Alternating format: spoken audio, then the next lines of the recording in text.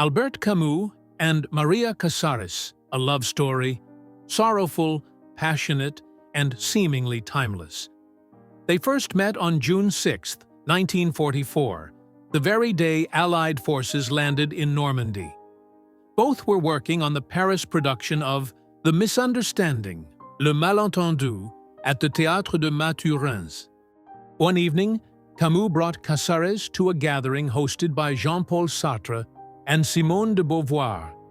That night, their love began. Casares was 21, Camus was 30 and married. His wife, Francine Faure, was a mathematician and pianist.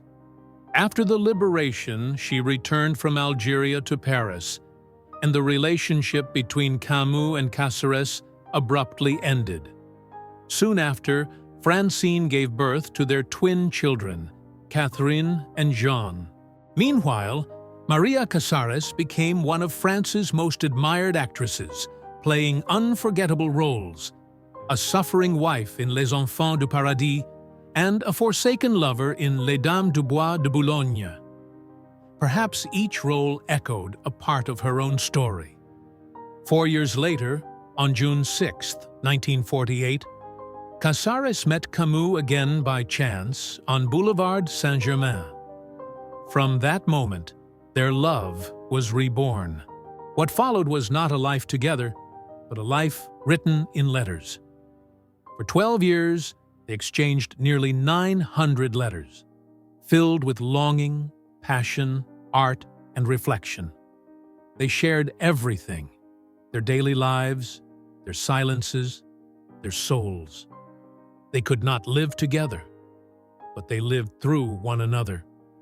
Camus knew his marriage was a shadow over their love.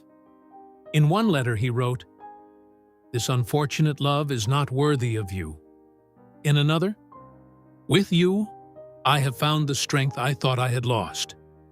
And in a moment of pure tenderness, he wrote, "My thoughts are the color of your hair.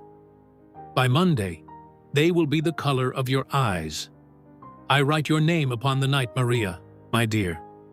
Maria replied, "I love you. Write, please write. The days are long and hard. I need your letters to live."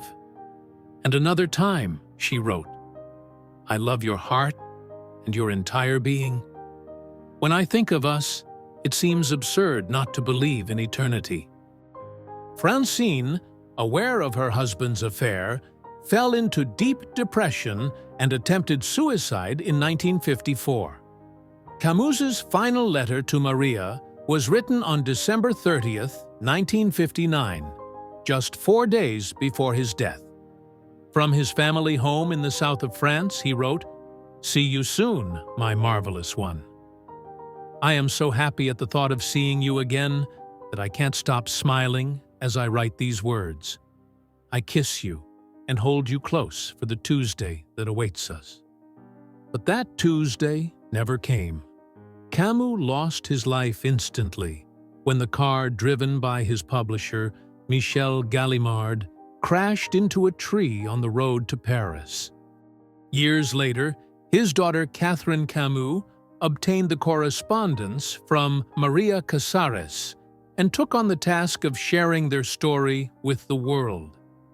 The letters, postcards, and telegrams exchanged between 1944 and 1959 were later compiled into a monumental 1,300-page volume, a chronicle of two souls who loved in absence and lived within the space between words.